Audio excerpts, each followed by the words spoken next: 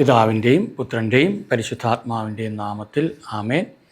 ഈശോയിൽ ഏറ്റവും സ്നേഹമുള്ളവരെ, നിത്യജീവൻ്റെ വചസ്സുകളിലേക്ക് നമ്മൾ കടന്നു വരുമ്പോൾ, വചനങ്ങളിലേക്ക് നമ്മൾ കടന്നു വരുമ്പോൾ, യേശുക്രിസ്തുവിൻ്റെ രണ്ടാമത്തെ വരവും അന്ത്യകാല പ്രത്യേകതയെക്കുറിച്ചുമുള്ള ധ്യാന വിഷയത്തിൻ്റെ 6ാമത്തെ എപ്പിസോഡിലേക്കാണ് നമ്മൾ കടന്നു വന്നിരിക്കുന്നത്. നിങ്ങൾ ദയവ് ചെയ്ത് കഴിഞ്ഞുപോയ എപ്പിസോഡുകളൊന്ന് കാണണമെന്ന് സ്നേഹത്തോടെ ഓർമ്മപ്പെടുത്തുകയാണ്. എങ്കിൽ മാത്രമേ നമ്മൾ 1 മുതലുള്ള എപ്പിസോഡുകൾ കണ്ടു കഴിഞ്ഞാൽ തുടർച്ചയായിട്ടാണ് ഇത് കടന്നു പോകുന്നത്. അതുകൊണ്ട് തന്നെ പല സംശയങ്ങളും മാറിക്കിട്ടുകയും നമ്മുടെ ചോദ്യങ്ങൾക്കെല്ലാം ഉത്തരം കൃത്യമായ രീതിയിൽ നമുക്ക് മനസ്സിലാക്കാൻ പറ്റുകയും ചെയ്യുന്ന രീതിയിലാണ് ഇത് ക്രമീകരിച്ചിരിക്കുന്നത്. ദൈവം നമുക്ക് നൽകിയ ഈ വലിയ കൃപയ്ക്ക് നമ്മൾ നന്ദി പറയണം. കാരണം ഈ കാലഘട്ടങ്ങൾ നമ്മൾ കർത്താവിൻ്റെ വരവിന് വേണ്ടി അതിശക്തമായിട്ട് ഒരുങ്ങേണ്ട ഒരു കാലഘട്ടത്തിലാണ് ജീവിച്ചിരിക്കുന്നത്. നമുക്കൊരു വചനം വായിക്കാം. റോമാക്കാർക്കെഴുതിയ ലേഖനം 3-ാം അധ്യായം 10-ാം തിരുവചനം. നമ്മൾ കഴിഞ്ഞ എപ്പിസോഡ് അവസാനിപ്പിച്ചത് ആ ഭാഗത്താണ്. ഇങ്ങനെ എഴുതപ്പെട്ടിരിക്കുന്നു: നീതിമാനായി ആരുമില്ല, ഒരുവൻ പോലുമില്ല. കാര്യം ഗ്രഹിക്കുന്നവനില്ല, ദൈവത്തെ അന്വേഷിക്കുന്നവനുമില്ല. എല്ലാവരും വഴിതെറ്റിപ്പോയി, എല്ലാവരും ഒന്നടങ്കം തെറ്റുപറ്റിയിരിക്കുന്നു. നന്മ ചെയ്യുന്നവനില്ല, ഒരുവനുമില്ല. അപ്പോൾ വഴിതെറ്റിയ മേഖലയെക്കുറിച്ച് പറയുകയാണ്. നീതി നഷ്ടപ്പെട്ടു. ഒരു മനുഷ്യൻ വഴിതെറ്റിയാൽ അവന് ആദ്യം നഷ്ടപ്പെടുന്ന ഒന്ന് ദൈവത്തെയാണ്.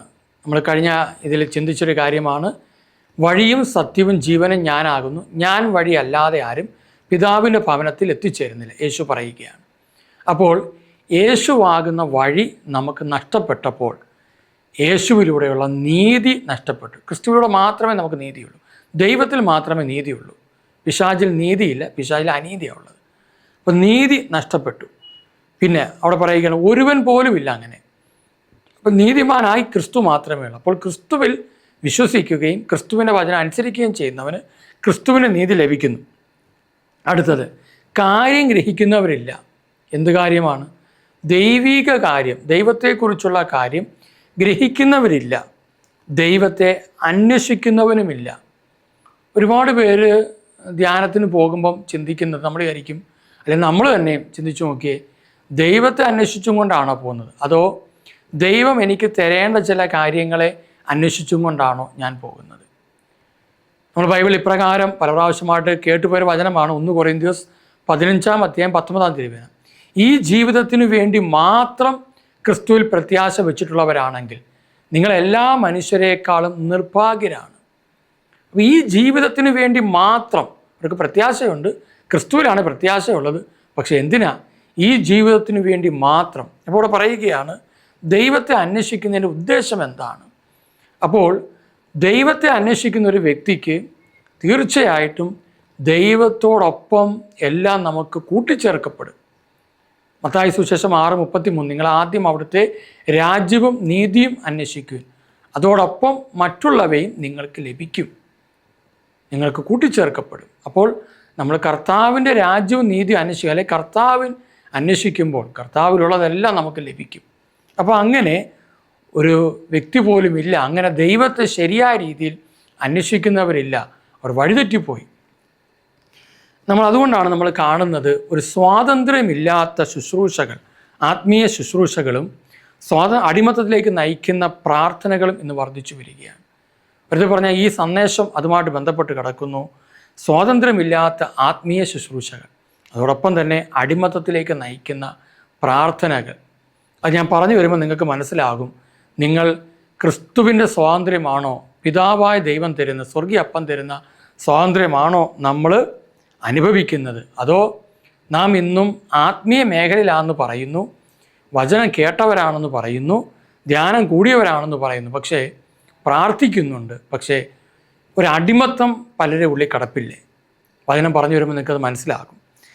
2 കൊറിന്ത്യസ് 3-ാം അധ്യായത്തിൻ്റെ 17 നമ്മളിങ്ങനെയാണ് വായിക്കുന്നത്: കർത്താവ് ആത്മാവാണ്, കർത്താവിൻ്റെ ആത്മാവുള്ളിടത്ത് സ്വാതന്ത്ര്യമുണ്ട്. അപ്പോൾ കർത്താവ് ആത്മാവാണ്, കർത്താവിൻ്റെ ആത്മാവ് ഉള്ളിടത്ത് സ്വാതന്ത്ര്യമുണ്ട്. അപ്പോൾ കർത്താവിൻ്റെ ആത്മാവ് നമ്മുടെ ഉള്ളിലുണ്ടെങ്കിൽ നമുക്കൊരു സ്വാതന്ത്ര്യം ഇല്ലാതിരിക്കത്തില്ല, ഉണ്ടായിരിക്കും. കർത്താവിൻ്റെ ആത്മാവുള്ളിടത്ത് സ്വാതന്ത്ര്യമുണ്ട്. ചിലരിങ്ങനെയാണ്, അവർ പ്രാർത്ഥിച്ച് ഭയത്തിലേക്ക് പോയവരുണ്ട്. ഈ പ്രാർത്ഥന ഞാൻ ഇത്ര എണ്ണം ചൊല്ലി തീർത്തില്ലെങ്കിൽ, ഇത്ര നേരം പ്രാർത്ഥിച്ചില്ലെങ്കിൽ ദൈവം എന്നോട് പിണങ്ങുമോ, അല്ലെങ്കിൽ ദൈവം എന്നോട് കോപിക്കുമോ എന്ന് ചിന്തിച്ചു പോകുന്ന ഒരു ജനത വർദ്ധിച്ചിട്ടുണ്ട്. ഞാനത് പറയുമ്പോൾ നിങ്ങൾക്ക് അതിൻ്റെ മേഖലകളൊന്ന് വായിച്ചു പോകാം, അന്നേരം നിങ്ങൾക്ക് അത് പിടികിട്ടിക്കോളും. എന്നാൽ 1-2 വചനം നമ്മളൊന്ന് ധ്യാനിച്ചിട്ട് അത് കേൾക്കുന്നതാണ് നല്ലത്. അപ്പോൾ നിങ്ങൾ ഈ സന്ദേശങ്ങൾ ഇത് കണ്ടിന്യൂ ആയിട്ട് സ്കിപ്പ് ചെയ്യാതെ കാണണം, കേൾക്കണം. കാരണം നമ്മുടെ ആത്മാവിനെ ബാധിക്കുന്ന, നമ്മുടെ ജീവിതത്തെ അനുഗ്രഹത്തിലേക്ക് നയിക്കുന്ന കാര്യങ്ങളാണിതെല്ലാം. ലൂക്കാസ് സുവിശേഷം 4:18 ഇതെല്ലാം നിങ്ങൾ കേട്ട വചനം തന്നെയാണ്. എന്നാൽ അതിനകത്തുള്ള ചില പൊരുളുകൾ ചിലപ്പോൾ നമ്മൾ ശ്രദ്ധിച്ച് കാണണമെന്നില്ല. അതാണ് നമ്മൾ ചിന്തിക്കുന്നത്. കർത്താവിൻ്റെ ആത്മാവ് എൻ്റെ മേലുണ്ട്. ഈശോ പറയുകയാണ്, ദരിദ്രരെ സുവിശേഷം അറിയിക്കാൻ അവിടുന്ന് എന്നെ അഭിഷേകം ചെയ്തിരിക്കുന്നു. ബന്ധിതർക്ക് മോചനവും, അന്ധർക്ക് കാഴ്ചയും, അടിച്ചമർത്തപ്പെട്ടവർക്ക് സ്വാതന്ത്ര്യവും, കർത്താവിന് സ്വീകാര്യമായ വത്സരം പ്രഖ്യാപിക്കാൻ അവിടുന്ന് എന്നെ അയച്ചിരിക്കുന്നു. ഇത് യേശയ്യാ പ്രവാചകൻ്റെ പുസ്തകം തുറന്ന് കർത്താവ് വായിച്ചപ്പോൾ ഉള്ളതാണ്. ഇനി അത് യേശയ്യാ പ്രവചന പുസ്തകം 61:1 അതുണ്ട്. കാരണം ഇവിടെ ഒരു കാര്യം കർത്താവിൻ്റെ 2ാം വരവുമായിട്ട് ബന്ധപ്പെട്ട് ഒന്ന് പറയാൻ കൂടിയാണത്. 1-ാം തിരുവചനം, അതിൻ്റെ ഹെഡിങ് ഇങ്ങനെയാണ്: വിമോചനത്തിൻ്റെ സദ്വാർത്ത. ദൈവമായ കർത്താവിൻ്റെ ആത്മാവ് എൻ്റെ മേലുണ്ട്. പീഡിതരെ സദ്വാർത്ത അറിയിക്കുന്നതിന് അവിടുന്ന് എന്നെ അഭിഷേകം ചെയ്തിരിക്കുന്നു. അപ്പോൾ ദരിദ്രരെ സുവിശേഷം എന്ന് വെച്ചാൽ പീഡിതരെന്നാണ് അതിൻ്റെ അർത്ഥം. എങ്ങനെ പീഡിതർ? ഈ ഭൂമിയിൽ പീഡനം അനുഭവിക്കുന്ന മനുഷ്യർ, എല്ലാ പീഡനത്തെക്കാളുപരി കർത്താവിനു വേണ്ടി ഈ ഭൂമിയിൽ കാത്തിരുന്ന് ജീവിച്ചു. എന്നാൽ അവരെ പലപ്പോഴും നിരവധി പീഡനങ്ങളിലൂടെ കടന്നുപോയ മനുഷ്യരായിരുന്നു. അവർക്കൊരു സദ്വാർത്തയാണ്. എന്താണ് ആ സദ്വാർത്ത അറിയിക്കുവാൻ അഭിഷേകം ചെയ്തിരിക്കുന്നു? സദ്വാർത്തകൾ എന്തൊക്കെയാണ്? ഹൃദയം തകർന്നവരെ ആശ്വസിപ്പിക്കുക, തടവുകാർക്ക് മോചനം, ബന്ധിതർക്ക് സ്വാതന്ത്ര്യം പ്രഖ്യാപിക്കാൻ. ഇതാണ് അവസാന വിധിയെക്കുറിച്ച് മത്തായി സുവിശേഷം 25 നമ്മൾ കാണുന്ന ചില വചനഭാഗങ്ങൾ. സമയം പോലെ നമുക്കത് പിന്നെ ചിന്തിക്കാം. കർത്താവിൻ്റെ കൃപാ വത്സരവും. ഇനി മറ്റതിനകത്ത് എഴുതാത്തൊരു ഭാഗം ഇതാണ്. ലൂക്കാസ് 4 ഈശോ പറയാത്തൊരു കാര്യം: നമ്മുടെ ദൈവത്തിൻ്റെ പ്രതികാര ദിനവും പ്രഘോഷിക്കാനും വിലപിക്കുന്നവർക്ക് സമാശ്വാസം നൽകാനും എന്നെ അയച്ചിരിക്കുന്നു. ഈ പ്രതികാര ദിനം എന്ന് ചോദിച്ചാൽ കർത്താവിൻ്റെ 2ാമത്തെ ആഗമനത്തിന് മുമ്പ് സംഭവിക്കുന്ന ഒന്നാണ് ഈ പ്രതികാര ദിനം. അത് പ്രഘോഷിക്കണം. അപ്പം അത് ഈശോയുടെ ആ കാലഘട്ടത്തിൽ ആദ്യ സമയങ്ങളിൽ ഈശോ അധികം ഒന്നും അത് പ്രഘോഷിച്ചിരുന്നില്ല. എന്നാൽ പിന്നെയുള്ള സമയങ്ങളിൽ പ്രഘോഷിക്കുകയും, പഴയ നിയമത്തിലുള്ള പ്രവചന ഗ്രന്ഥങ്ങൾ അതുണ്ടായിരുന്നു, യേശയ്യാ പ്രവചന പുസ്തകത്തിൽ അതുണ്ട്, അപ്പോസ്തലന്മാർ അത് വീണ്ടും പ്രഘോഷിക്കുകയും ചെയ്തു. അപ്പോൾ അതുകൊണ്ട് ഇതും അതിനകത്ത് ഉൾപ്പെട്ടതാണെന്നും കൂടെ മനസ്സിലാക്കാൻ വേണ്ടി പറഞ്ഞതേ ഉള്ളൂ. അതുകൊണ്ട് എന്താണ് സംഭവിച്ചത്? അപ്പോൾ അടിച്ചമർത്തപ്പെട്ടവർക്കെല്ലാം ഒരു വലിയ സ്വാതന്ത്ര്യം ലഭിക്കേണ്ടതായിട്ടുണ്ട്. അപ്പം നമുക്കൊരു അടിച്ചമർത്തലിൻ്റെ അവസ്ഥ ഇന്ന് കിടപ്പുണ്ട്. അതെങ്ങനെയാണ്? ഒന്ന്, ചിലപ്പോൾ എന്നെ കേൾക്കുന്ന പല ടൈപ്പ് ആൾക്കാരായിരിക്കും. എന്ന് പറയുമ്പം ചിലർ ഒരുപാട് ധ്യാനം കൂടി ധ്യാനിപ്പിക്കുന്നവരായിരിക്കാം. ചിലർ ആത്മീയ മേഖലയിൽ വലിയ വലിയ ബോധ്യങ്ങളോ ആത്മീയ ഉയർന്ന ചിന്താഗതി ഉള്ളവരായിരിക്കാം. എന്നാൽ ചിലർ സാധാരണക്കാരായ മനുഷ്യരുണ്ട്. ചിലപ്പോൾ ആദ്യമായിട്ട് ക്രിസ്തുവിനെക്കുറിച്ച് കേൾക്കുന്നവരും കാണും. അപ്പോൾ അതുകൊണ്ട് എനിക്ക് തോന്നുന്ന ഒരു 5 ലക്ഷത്തിന് അടുപ്പിച്ച് സബ്സ്ക്രൈബേഴ്സൊക്കെ ഉള്ളപ്പോൾ ഇനി അതല്ലാതെ തന്നെ കേൾക്കുന്ന ഒരുപാട് മനുഷ്യരുണ്ട്. ഫേസ്ബുക്ക് വഴിയും ഇൻസ്റ്റാഗ്രാം വഴിയും ഒക്കെ ഈ സന്ദേശങ്ങൾ യൂട്യൂബ് വഴി കൂടാതെ കേൾക്കുന്നവരുണ്ട്. അപ്പോൾ പല ടൈപ്പിലുള്ളവരുണ്ട്. അപ്പോൾ അതിനാൽ ഈ മേഖല എല്ലാവർക്കും ഉൾക്കൊള്ളേണ്ടതാണ്. അത് വെച്ചും കൊണ്ടാണ് നമ്മളിത് ചിന്തിക്കുക. അപ്പോൾ അങ്ങനെ സ്വാതന്ത്ര്യമില്ലാതെ കഴിയുന്ന കുറേ മനുഷ്യരുണ്ട്. അപ്പോൾ അങ്ങനെയുള്ള മനുഷ്യർ എന്തു ചെയ്യും? അല്ലെങ്കിൽ അവർ ചിലപ്പോൾ ശരി ഏതാണെന്ന് അറിയാതെ ഉഴലുന്ന മനുഷ്യരുണ്ട്. അവർ ചില പൊട്ടക്കിണറുകളിൽ പോയി വീഴാൻ സാധ്യതയുണ്ട്. ഇപ്പോൾ ജെറമ്യാ പ്രവചന പുസ്തകത്തിൻ്റെ 2-ാം അധ്യായം 13 ഒരു പൊട്ടക്കിണറിനെ കുറിച്ച് പറയുന്നുണ്ട്. എന്തെന്നാൽ, എൻ്റെ ജനം 2 തിന്മകൾ പ്രവർത്തിച്ചു. ജീവജലത്തിൻ്റെ ഉറവയായ എന്നെ അവർ ഉപേക്ഷിച്ചു. ജലം സൂക്ഷിക്കാൻ കഴിവില്ലാത്ത പൊട്ടക്കിണറുകൾ കുഴിച്ചു. അപ്പോൾ എന്താണ് ഈ ജീവജലത്തിൻ്റെ ഉറവ? അത് യേശുക്രിസ്തുവാണ്. അപ്പോൾ 2 തിന്മകൾ പ്രവർത്തിച്ചു. ജീവജലത്തിൻ്റെ ഉറവയായ എന്നെ അവർ ഉപേക്ഷിച്ചു. ഒരു ഉറവയുടെ പ്രത്യേകത, ആ ഉറവയിൽ നിന്ന് എപ്പോഴും വെള്ളം വന്നുകൊണ്ടേയിരിക്കും. മഴക്കാലത്തും വരും, വേനലിലും വരും, എപ്പോഴും വന്നുകൊണ്ടിരിക്കും. ഉറവ വറ്റുക അപൂർവമാണ്. അപ്പോൾ ജീവൻ്റെ ജലം നമ്മിലേക്ക് വന്നുകൊണ്ടിരുന്ന ആ ഉറവയെ എന്ത് ചെയ്തു? ഉപേക്ഷിച്ചു. ഉറവ അവിടെ ഉണ്ട്, പക്ഷെ ഉറവയെ ഉപേക്ഷിച്ചു. യേശു ക്രിസ്തുവിനെ ഉപേക്ഷിച്ചു, ദൈവത്തെ ഉപേക്ഷിച്ചു. എന്നിട്ട് എന്ത് ചെയ്തു? ദൈവത്തിൻ്റെ സ്ഥാനത്ത് അവർക്ക് ജലം വേണം, പക്ഷേ ജലം സൂക്ഷിക്കാൻ കഴിവില്ലാത്ത പൊട്ടക്കിണറുകൾ കുഴിച്ചു. ഒന്ന്, ജലം സൂക്ഷിക്കാൻ കഴിവില്ലാത്ത പൊട്ടക്കിണറുകൾ. അപ്പോൾ ഒന്നാമത്തെ തെറ്റെന്താ? യേശു ക്രിസ്തുവിനെ ഉപേക്ഷിക്കുന്നു. രണ്ടാമത്തെ തെറ്റോ? ജലം സൂക്ഷിക്കാൻ കഴിവില്ലാത്ത പൊട്ടക്കിണർ കുഴിക്കുകയും ചെയ്തു. ഉപേക്ഷിക്കുക മാത്രമല്ല ചെയ്തത്, പിന്നെ സ്വന്തമായിട്ട് ചില രക്ഷയുടെ പദ്ധതികൾ, ചില വഴികൾ അവർ തന്നെ കണ്ടെത്തുകയും തുറക്കുകയും ചെയ്തു. അങ്ങനെയുള്ള കുറേ മനുഷ്യരുണ്ട്. ഇനി ഏതൊക്കെയാണ് അതെന്ന് ഞാനൊന്ന് പറയാം. ക്രിസ്തുവിലൂടെ അല്ലാതെ രക്ഷ പ്രാപിക്കാനുള്ള ചില വഴികൾ ഇന്ന് ലോകത്ത് പുറത്തേക്ക് വന്നുകൊണ്ടിരിക്കുക. നിങ്ങൾ ചിലർ അതിനൊക്കെ ചിലപ്പോൾ അടിമകളായിരിക്കാം. നിങ്ങൾ സ്വാതന്ത്ര്യത്തിലേക്ക് വരിക. അത് ചിലപ്പോൾ നല്ലതുപോലെ നമുക്ക് തോന്നും, ശരിയായിട്ടുള്ള മാർഗമായിട്ട് തോന്നും. പക്ഷേ അതിനകത്ത് ചില കെണികൾ ഉണ്ടാകും. ഒന്നാമത്തെ ഒന്ന് രണ്ട് കാര്യങ്ങൾ ഞാൻ വായിച്ചു വരുന്നതിൽ ഒരു കാര്യം ഇതാണ്. തീർത്ഥാടനം വഴി ഞാൻ നേരത്തെ കഴിഞ്ഞ സന്ദേശത്തിലൊക്കെ പറഞ്ഞില്ല, വഴിയും നിങ്ങളെ ആരും വഴി തെറ്റിക്കാതിരിക്കാൻ സൂക്ഷിക്കണം. അപ്പോൾ തീർത്ഥാടനം ചെയ്താൽ മതി, ക്രിസ്തുവിൽ വിശ്വസിച്ചില്ലെങ്കിൽ കുഴപ്പമില്ല. ക്രിസ്തുവിൻ്റെ പേരിൽ എവിടെയെങ്കിലും ഒരു തീർത്ഥാടന കേന്ദ്രത്തിൽ പോയാൽ മതി. അത് പരിശുദ്ധ അമ്മയുടെ നാമത്തിലുള്ളതായിരിക്കാം, ക്രിസ്തുവിൻ്റെ പേരിലുള്ളതായിരിക്കാം, വിശുദ്ധരുടെ പേരിലുള്ളതായിരിക്കാം. അങ്ങനെ ഒരു തീർത്ഥാടനം നടത്തിക്കഴിഞ്ഞാൽ അതുവഴി എനിക്ക് രക്ഷ ലഭിക്കും? ഇല്ല. കാരണം ക്രിസ്തു വഴി കിട്ടേണ്ട രക്ഷ ഒരു തീർത്ഥാടനം വഴി നമുക്ക് ലഭിക്കില്ല. ഒരു തീർത്ഥാടന സ്ഥലത്തേക്ക് നമ്മൾ പോകുമ്പോൾ എന്താ സംഭവിക്കുക? ആ സ്ഥലത്തുള്ള ആ തീർത്ഥാടനമായിട്ട് ബന്ധപ്പെട്ട വ്യക്തി എന്താണോ ആ വ്യക്തി ക്രിസ്തുവിന് വേണ്ടി ജീവിച്ച കാര്യങ്ങളെക്കുറിച്ച് നമ്മൾ മനസ്സിലാക്കുന്നു, അറിയുന്നു.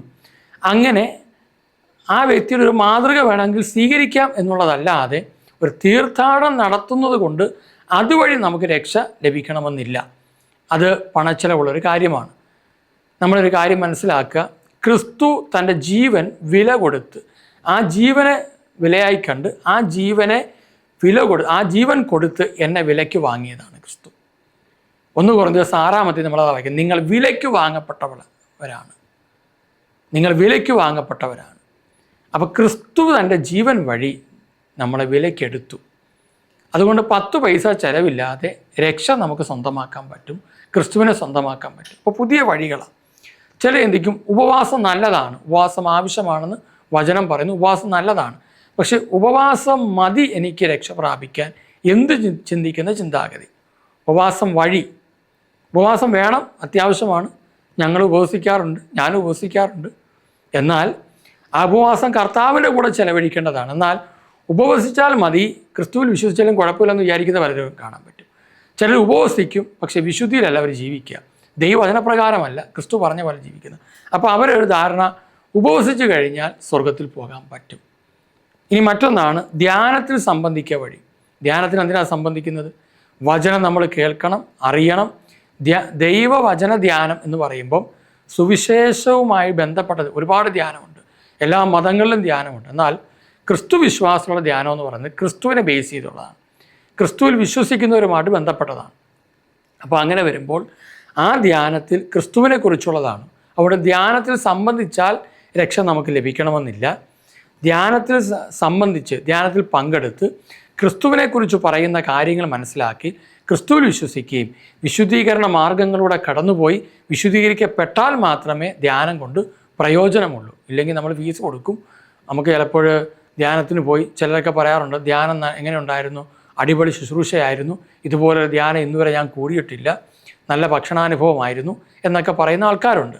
കാരണം അവർക്ക് അവരുടെ മനസ്സിന് ഇഷ്ടമുള്ള, ബൈബിളൊരു വാക്കുണ്ട്, തിമോത്തിയോസിന് എഴുതിയ 2-ാം ലേഖനം 4-ാം അധ്യായത്തിന് 4-ാം തീയതി പറയുന്നുണ്ട്, കേൾവിക്കിമ്പമുള്ളവയിൽ. അവിടെ അത് വായിച്ചു വരുമ്പോൾ കാണാൻ പറ്റും, കർത്താവിൻ്റെ 2ാമത്തെ വരവാകുന്ന സമയങ്ങളിൽ, അതിനോട് അടുക്കുന്ന സമയങ്ങളിൽ ഒരു പ്രത്യേകതയുള്ളത്, കേൾവിക്കിമ്പമുള്ളവയിൽ ആവേശം കൊള്ളുകയാൽ. കഴിഞ്ഞ സന്ദേശത്തിൽ ഞാൻ പറഞ്ഞിട്ടുള്ളത്, ആവേശം കൊള്ളുകയാൽ തങ്ങളുടെ ഇഷ്ടത്തിന് ചേർന്ന പ്രഘോഷകരെ, അത് വചനപ്രഘോഷകരെ അവർ വിളിച്ചുകൂട്ടും. അവർ വചനത്തിന് നേരെ ചെവി അടച്ച് കെട്ടുകഥകളിലേക്ക് ശ്രദ്ധ തിരിക്കും. അപ്പോൾ നിങ്ങൾ പങ്കെടുക്കാൻ പോകുന്ന ധ്യാനത്തെക്കുറിച്ച് നിങ്ങൾക്കൊരു ബോധ്യം വേണം. എൻ്റെ ആത്മരക്ഷ സാധ്യമാക്കുന്ന ധ്യാനമാണോ അതോ മറ്റെന്താണ് ആ ധ്യാനത്തിൻ്റെ ഹൈലൈറ്റായിട്ട് നിൽക്കുന്നത്? ശരിയായൊരു ധ്യാനത്തിൽ ഹൈലൈറ്റ് ആയിട്ടൊന്നും പറയാൻ കാണത്തില്ല. കാരണം അവിടെ ഉയർന്നു നിൽക്കുന്നവൻ യേശുക്രിസ്തുവാണ്. ആ യേശുക്രിസ്തുവിലേക്ക് കടന്നു വരുമ്പോൾ രോഗശാന്തി ശുശ്രൂഷകളുണ്ട്, അത്ഭുത പ്രവർത്തന ശുശ്രൂഷകളുണ്ട്, പ്രവചനങ്ങളുണ്ട്. അങ്ങനെ ബൈബിൾ രേഖപ്പെടുത്തിയിരിക്കുന്ന എല്ലാ വരദാനങ്ങളും അവിടെ ഉപയോഗിക്കപ്പെടും. എന്നാൽ രക്ഷിക്കുന്നത് യേശുക്രിസ്തുവാണ്. ക്രിസ്തുവിലേക്ക് വരാൻ വേണ്ടിയിട്ട് നമ്മളെ സഹായിക്കുന്നതിന് വേണ്ടി മാത്രമാണ് വരദാനങ്ങൾ. അപ്പോൾ അതുകൊണ്ട് ചിലർ ആ ധ്യാന കേന്ദ്രത്തിൽ നല്ലൊരു കൗൺസിലറുണ്ട്, സന്ദേശം എടുക്കുന്ന ആളാണ്, ആ വ്യക്തി ഉള്ളത് കൊണ്ട് ആ ധ്യാനത്തിൽ ആൾ കൂടുന്നു. ചില ധ്യാന കേന്ദ്രങ്ങൾ നമുക്ക് ചെന്നാൽ കാണാൻ പറ്റും. ഞാനിനി പറഞ്ഞു വരുമ്പോൾ അതൊക്കെ നിങ്ങൾക്ക് മനസ്സിലാവും. എണ്ണ ഉപയോഗിച്ചുള്ള പ്രവൃത്തികൾ, തേൻ ഉപയോഗിച്ചാൽ മതി, വെഞ്ചരിച്ച് ഉപ്പ് ഉപയോഗിച്ചാൽ മതി, വെഞ്ചരിച്ച വെള്ളം കുടിച്ചാൽ മതി, നിങ്ങൾക്ക് അനുഗ്രഹം കിട്ടും. എന്നാൽ പിന്നെ യേശുക്രിസ്തുവിനെ കുരിശിൻ്റെ ആവശ്യമില്ലല്ലോ. സത്യം പറഞ്ഞാൽ ഹൈന്ദവ വിഭാഗത്തിൽപ്പെട്ട അവരെ ആരാധനാ രീതികളിലും മറ്റ് അന്ധവിശ്വാസ മേഖലകളിലും അനാചാരങ്ങളിലും ഉള്ളതായ പല പ്രവർത്തികളും ഇപ്പോൾ അഭിഷേകം നഷ്ടപ്പെട്ട ധ്യാന കേന്ദ്രങ്ങളിൽ ആരംഭിച്ചിട്ടുണ്ട്. ഇത് ജനത്തിന് വളരെ ഇഷ്ടമാണ്. കാരണം ഒരു മനുഷ്യൻ തൻ്റെ ജീവിതത്തെ തിരുത്തുക, ക്ഷമിക്കുക, സ്നേഹിക്കുക, അതോടൊപ്പം തന്നെ പാപം ഉപേക്ഷിക്കണം, മാനസാന്തരപ്പെട്ട ജീവിതം, ഇതൊന്നും പലർക്കും ഇപ്പോൾ താല്പര്യമില്ല. പക്ഷെ കാര്യങ്ങൾ നടന്നു കിട്ടണം. പിശാചിനും അത്ഭുതങ്ങൾ പ്രവർത്തിക്കാൻ പറ്റുമെന്ന് ബൈബിൾ വ്യക്തമായിട്ടുണ്ട്. അടുത്ത സന്ദേശങ്ങളിലൊക്കെ വ്യക്തമായ വചന തെളിവ് വെച്ച് നമ്മളത് ചിന്തിക്കുകയും ചെയ്യും. അപ്പോൾ അതുകൊണ്ട് പ്രിയമുള്ളവരെ, ഞാനിത് പറയുമ്പോൾ ഒന്നിനെയും വിമർശിക്കുകയോ കുറ്റപ്പെടുത്തുകയല്ല ചെയ്യുന്നത്. മനുഷ്യൻ കണ്ടെത്തി വെച്ചതും മനുഷ്യന് വേണ്ടി പിശാച് പല തന്ത്രങ്ങളോടെ ഒരുക്കി വെച്ചതുമായ ചില മേഖലകൾ നമ്മൾ തിരിച്ചറിയണം. കാരണം ഈശോ വ്യക്തമായിട്ട് ബൈബിൾ നമ്മൾ വായിക്കുമ്പോൾ കാണാൻ പറ്റുന്നൊരു കാര്യമുണ്ട്. എന്താണെന്ന് വെച്ച് കഴിഞ്ഞാൽ, ഈ കാലഘട്ടത്തിൻ്റെ പ്രത്യേകതകളിൽ പലരുടെയും ജീവിതത്തിൽ ഞാനൊരു വാക്ക് വായിക്കാം. മത്തായി സുവിശേഷം 23-ാം അധ്യായത്തിൽ നമ്മളിങ്ങനെ വായിക്കുന്നുണ്ട്. നിയമജ്ഞരുടെയും ഫരീസരുടെയും കപടനാട്യത്തെക്കുറിച്ച് പറയുമ്പോൾ അവിടെ പറയുന്നത് ഇങ്ങനെ, 23-ാം അധ്യായം 4-ാം തിരുവചനം. അവർ ഭാരമുള്ള, ഫരീസരും നിയമജ്ഞരും ചെയ്യുന്ന പണിയാണ്. അവർ മോശയുടെ സിംഹാസനത്തിൽ ഇരുന്നും കൊണ്ട് ചെയ്യുന്ന പരിപാടിയായത്. ഭാരമുള്ള ചുമടുകൾ മനുഷ്യരുടെ ചുമലിൽ വെച്ചു കൊടുക്കുന്നു, സഹായിക്കാൻ ചെറുവിരൽ അനക്കാൻ പോലും തയ്യാറാകുന്നില്ല. മറ്റുള്ളവർ കാണുന്നതിന് വേണ്ടിയാണ് അവർ തങ്ങളുടെ പ്രവർത്തികളെല്ലാം ചെയ്യുന്നത്. അവർ തങ്ങളുടെ നെറ്റിപ്പട്ടകൾക്ക് വീതിയും വസ്ത്രത്തിൻ്റെ തൊങ്ങലുകൾക്ക് നീളവും കൂട്ടുന്നു. വിരുന്നുകളിൽ പ്രമുഖ സ്ഥാനവും സിനഗോഗുകളിൽ പ്രധാന പീഠവും നഗരവീഥികളിൽ അഭിവാദനവും ഇഷ്ടപ്പെടുന്നു. റബ്ബി എന്ന് സംബോധന ചെയ്യപ്പെടാൻ, എന്ന് വെച്ചാൽ ഗുരു എന്ന് അറിയപ്പെടാൻ അവർ ആഗ്രഹിക്കുന്നു. എന്നിട്ട് ഇവിടെ നമ്മൾ കുറേ കാര്യങ്ങൾ നമ്മൾ ഈ വചനവും ഈ ഭാഗവുമായിട്ട് കുറച്ച് ചിന്തിക്കാം, അത്രയേ ഉള്ളൂ. അപ്പോൾ അവിടെ പറയുകയാണ് ഇനി 13-ാം തിരുവചനം.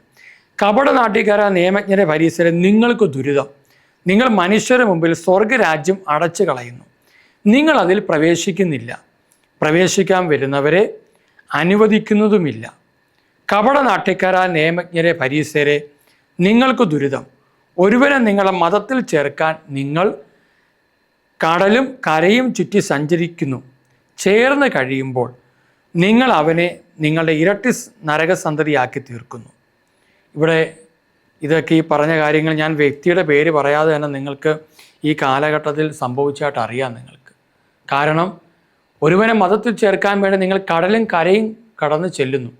ചേർന്ന് കഴിയുമ്പോഴോ ഒരു വാക്കുണ്ട്, നിങ്ങളെക്കാൾ നരകസന്തതിയാക്കി നിങ്ങൾ അവനെ മാറ്റുന്നു. അതുകൊണ്ട് പ്രിയമുള്ളവരെ, ചേർത്തവനോ ചേർന്ന സ്ഥലവുമല്ല പ്രധാനം. നിങ്ങൾ യേശുക്രിസ്തുവിൻ്റെ നാമത്തിലാണ് ക്രിസ്തു വിശ്വാസത്തിലേക്ക് വന്നതെങ്കിൽ ക്രിസ്തുവാണ് പ്രധാനം. ഈ ക്രിസ്തുവിനെ പ്രധാനപ്പെട്ട വ്യക്തിയായി കാണാതെ ചേർത്തവനെയും ചേർന്ന മേഖലയും പ്രധാനപ്പെട്ടതായി കണ്ടു കഴിഞ്ഞാൽ നിങ്ങൾക്ക് തകർച്ചയാണ്. അതുകൊണ്ട് പ്രിയമുള്ളവരെ, അവിടെ ഫരീസർക്കും നിയമജ്ഞർക്കും കൊടുക്കുന്ന ഒരു വാണിംഗ് ഉണ്ട്. കർത്താവ് ഒരു മുന്നറിയിപ്പ് കൊടുക്കുകയാണ്. നിങ്ങൾ മനുഷ്യരുടെ മുമ്പിൽ സ്വർഗരാജ്യം അടച്ചു കളയുന്നു, നിങ്ങളൊട്ട് അതിൽ പ്രവേശിക്കുന്നില്ല, പ്രവേശിക്കാൻ വരുന്നവരെ അനുവദിക്കുന്നതുമില്ല.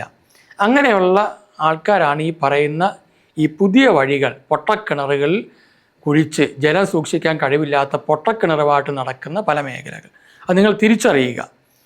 ഇനി ചിലയിടത്തുണ്ട് വചനം പകർത്തി എഴുതിയാൽ മതി, 1000 പ്രാവശ്യം എഴുതണം, 100 പ്രാവശ്യം എഴുതണം. വചനം പകർത്തി എഴുതിയാൽ മതി. ചിലപ്പോൾ ഇതിൻ്റെ അടി ഒരുപാട് കമൻറ്റുകൾ വരും, ചിലപ്പോൾ പല രീതിയിലും ഫോൺ കോളുകളൊക്കെ വരും. ഇതൊക്കെ അറിഞ്ഞുകൊണ്ട് തന്നെയാണ് ഞാൻ ഈ ശുശ്രൂഷയ്ക്ക് ഇവിടെ നിൽക്കുന്നത്. കാരണം ശരിയായ വഴി നമ്മൾ കാണിച്ചു കൊടുക്കുന്നില്ല എങ്കിൽ നമ്മൾ ആത്മാക്കൾക്ക് കണക്ക് കൊടുക്കേണ്ടി വരും.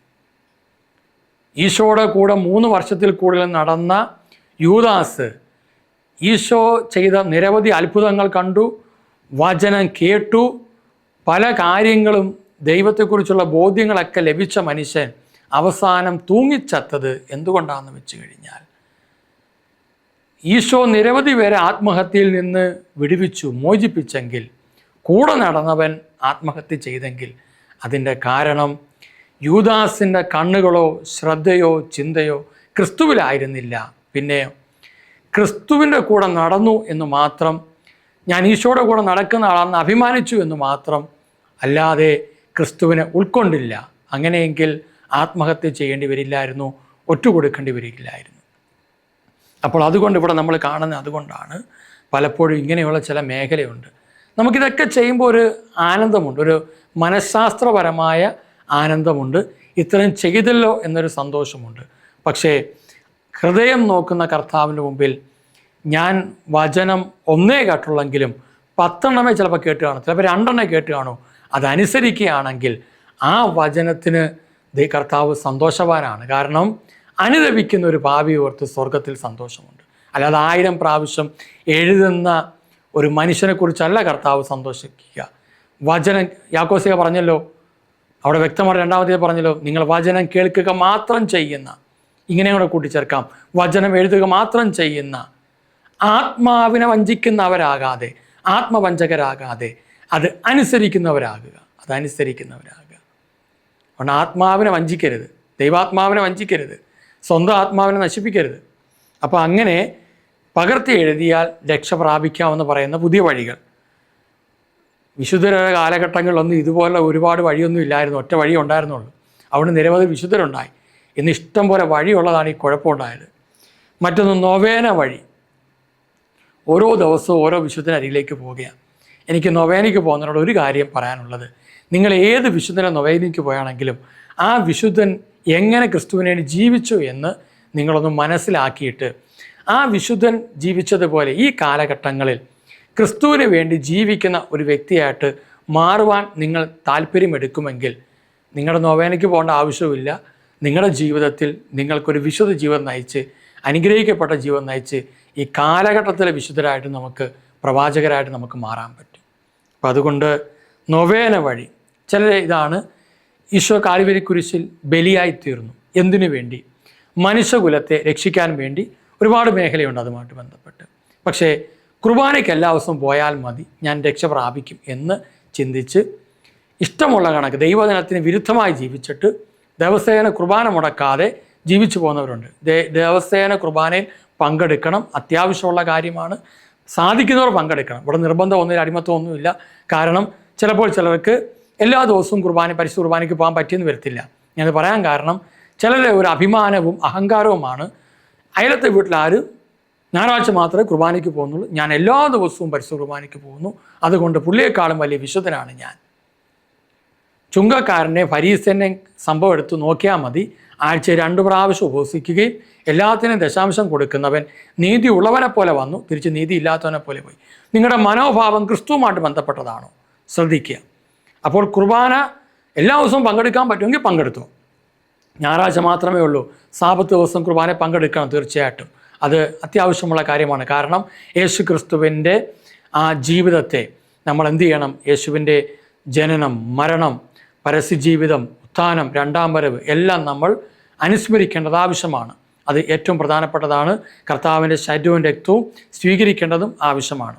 ഞാൻ കുർബാനയെക്കുറിച്ചല്ല, കുർബാനയുടെ കുറിച്ച് എതിർത്ത് പറയുകയല്ല, പക്ഷെ കുർബാന മാത്രം മതി, അതുകൊണ്ട് ഞാൻ എല്ലാ ദിവസവും പള്ളിയിൽ പോകുന്നുണ്ടല്ലോ അതുകൊണ്ട് എനിക്ക് രക്ഷ കിട്ടുമെന്ന് ആരും വിചാരിച്ചേക്കരുത്. കാരണം ദൈവം വചനമനുസരിച്ച് യേശു ക്രിസ്തുവിൽ വിശ്വസിക്കാതെ ഒരു വ്യക്തി പരിശുദ്ധ കുർബാനയെ പങ്കെടുക്കുകയാണെങ്കിൽ 1 കൊരിന്ത്യസ് 11:23 മുതൽ വായിച്ചാൽ മതി. 27 പറയുന്നത് ഇങ്ങനെയാണ്: അയോഗ്യതയോടെ കർത്താവിൻ്റെ അപ്പം ഭക്ഷിക്കുകയും പാത്രത പാനം ചെയ്യുകയും ചെയ്യുന്നവൻ തന്നെ ശിക്ഷാവിധിയാണ് ഭക്ഷിക്കുകയും പാനം ചെയ്യുകയും ചെയ്യുന്നത്. തുടർന്ന് അതിനുള്ള തകർച്ച അവിടെ പറയുന്നുണ്ട്. പിന്നെ എപ്പോഴെങ്കിലും സമയമുണ്ടെങ്കിൽ നമുക്ക് അതിനെക്കുറിച്ച് ചിന്തിക്കാം. മറ്റൊന്ന് നേർച്ചകളും കാഴ്ചകളും വഴി. സെൻറ്റ് ജോർജ് പുണ്യാളന് ഉണ്ട കൊടുത്തില്ലെങ്കിൽ പുണ്യാളൻ വീട്ടിലേക്ക് പാമ്പിനെ വിടും. ഗീവർഗീസ് പുണ്യാളൻ്റെ പരിപാടി ചെയ്ത ത്രേസ്യാമ്മ ഈ വർഷം വീട്ടിൽ നിന്ന് ഉണ്ണിയപ്പം ഉണ്ടയൊന്നും കൊണ്ടുവന്നില്ലല്ലോ, അതുകൊണ്ട് ഒരു പാമ്പ് അങ്ങോട്ട് പോകട്ടെ. വിശുദ്ധരാരും പാമ്പിനെ അയക്കുന്നവരല്ല, അവർ സ്നേഹമുള്ളവരാണ്. അവരെപ്പോലെ നമ്മൾ ജീവിക്കാൻ നമ്മൾ ഓരോരുത്തരും ആഹ്വാനം തരുന്നവരാണ്.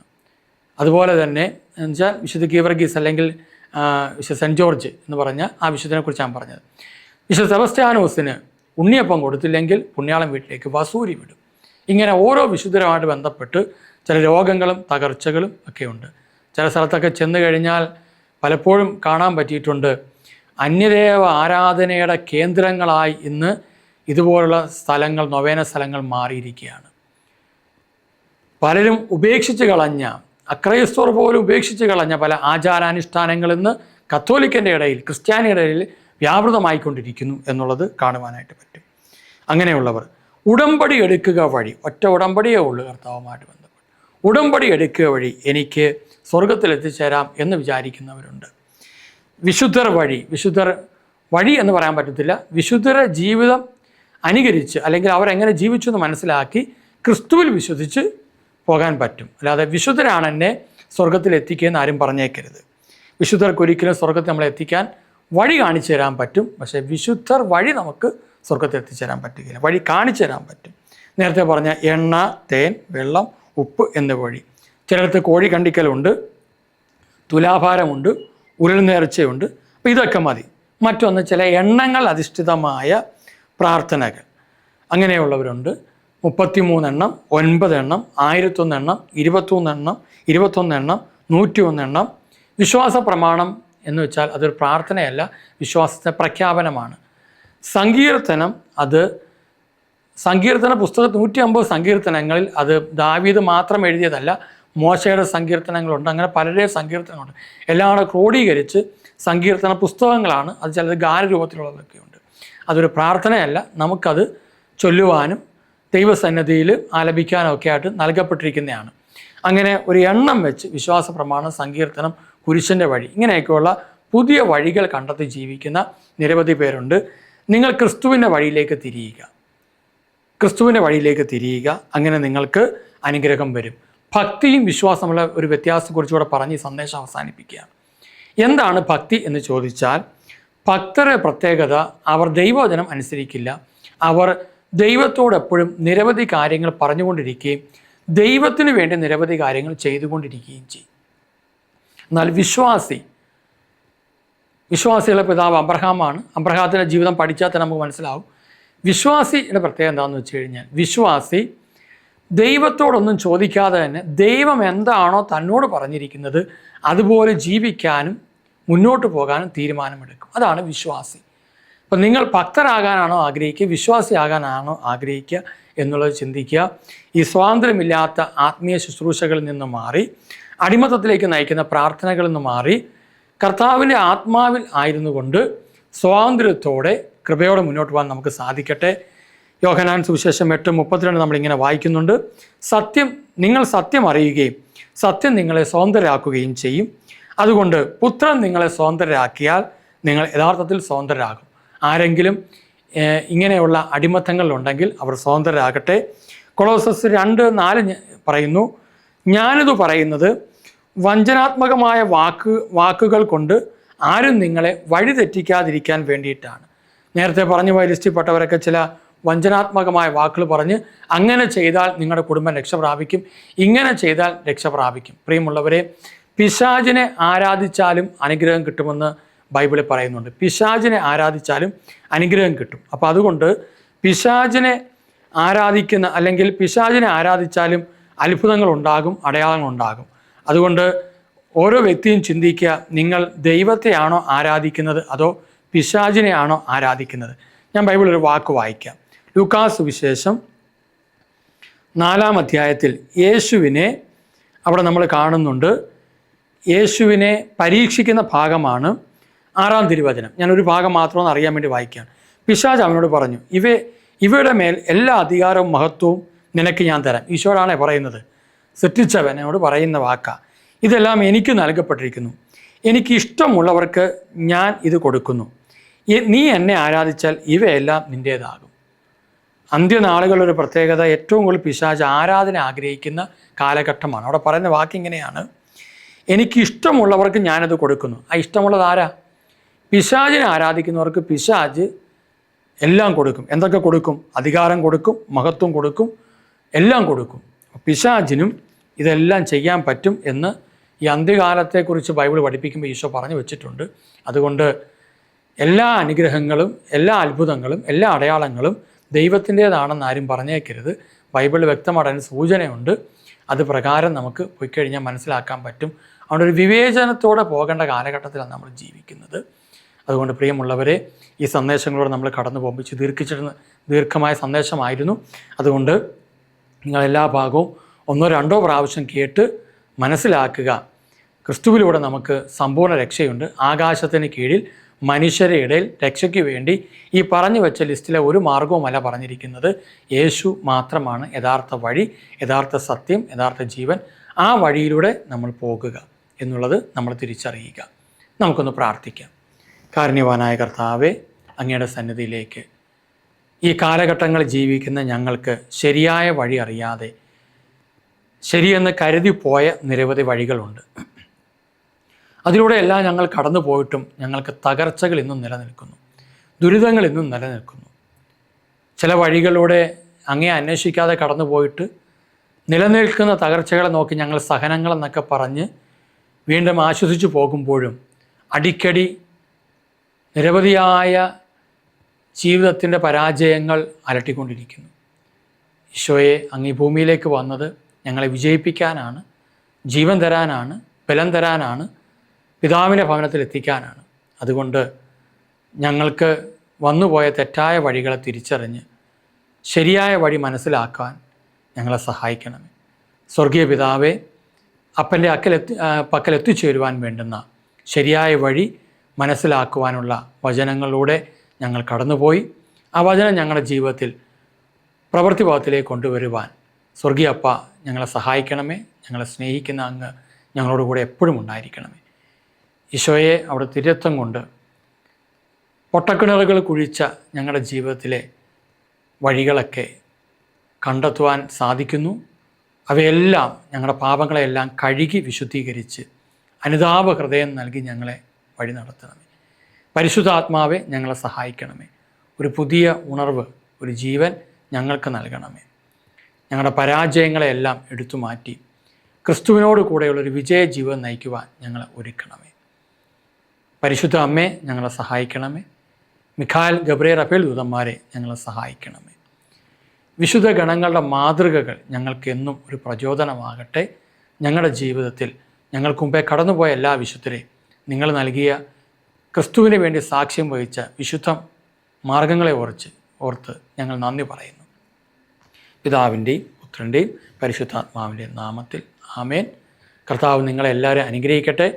ഈ സന്ദേശം കേട്ടതിനെല്ലാം നന്ദി പറയുന്നു. കർത്താവിൻ്റെ കൃപ നിങ്ങളുടെ മേൽ ഉണ്ടാകട്ടെ. നിരവധി പേർക്ക് ഈ സന്ദേശങ്ങൾ അയച്ചു കൊടുക്കുക.